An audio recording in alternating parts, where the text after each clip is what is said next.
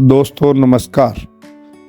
आज मैं आपको बताना चाहूँगा कि जो इस समय किसान आंदोलन चल रहा है और जो एमएसपी की लड़ाई है, किसान एमएसपी क्यों मांग रहे हैं, एमएसपी क्या है और किसान क्यों आंदोलन कर रहे हैं, इस विषय पर आपसे बात करना चाहूँगा। तो मैं आपको ये बताना चाह रहा हूँ कि जो एमएसपी की डिमांड किसानों द्वारा की जा रही है, ये एमएसपी क्या है। दोस्तों, कब कोई भी प्रोडक्ट अगर कोई कंपनी बनाती है तो वो एमआरपी उस पर लिखा जाता है। वो अधिकतम खुदरा मूल्य होता है, मैक्सिमम रिटेल प्राइस, उसको कंपनियां तय करती हैं और उस रेट पर वो माल बिकता है। और जो किसान की अपनी फसल होती है, जो उपज होती है, धान, गेहूँ, गन्ना, इसकी जो कीमत तय करती है वो सरकार तय करती है। उसको कहा जाता है न्यूनतम समर्थन मूल्य, मतलब एमएसपी। वो जो एमएसपी की बात है, न्यूनतम समर्थन मूल्य है, तो किसानों का कहना है कि हमारा जो न्यूनतम समर्थन मूल्य है उस पर हमारी फसल बिकना सुनिश्चित हो जाए, जिससे कि हमारा शोषण ना हो। अभी तक क्या होता है कि जैसे सरकार जो एमएसपी तय करती है, मान लो धान की एमएसपी 1800 रुपये तय कर दी, लेकिन जब मंडी में किसानों की फसल जाती है धान की, तो वो धान की जो कीमत है वो कई बार 1200-1400 रुपये तक ही लगती है। और यानी वो जो 400-500 रुपये का नुकसान है वो किसानों को उठाना पड़ता है।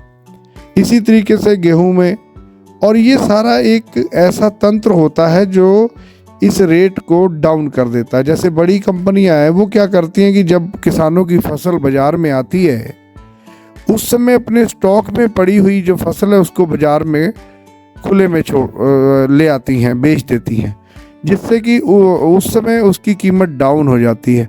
और जब कीमत डाउन हो जाती है तो वो बिचौलियों के माध्यम से सस्ते रेट पर खरीद करके अपने गोदामों में रख लेते हैं। और जब वो फसल गोदामों में पहुंच जाती है तो उसका रेट फिर से हाई हो जाता है। इस तरीके से किसानों को अपनी उपज का उचित मूल्य नहीं मिल पाता है और किसानों को भारी नुकसान होता है। किसान कर्ज में डूब रहे हैं। आज भी अगर आप आंकड़ा देखें तो हर प्रदेश में किसान जो है वो आत्महत्या करने को मजबूर हो जाते हैं, कर्ज के बोझ के तले दबे हुए हैं। इन सब चीज़ों को देखते हुए अब किसानों की डिमांड है कि हमें हमारी एमएसपी सुनिश्चित होनी चाहिए। यानी जो सरकार ने रेट तय किया है, कानून ऐसा बन जाना चाहिए कि उससे कम में हमसे कोई भी कंपनी या कोई भी बाजार में बिचौलिया उस रेट से कम ना खरीद सके। न्यूनतम समर्थन मूल्य की गारंटी हमें मिल जाए।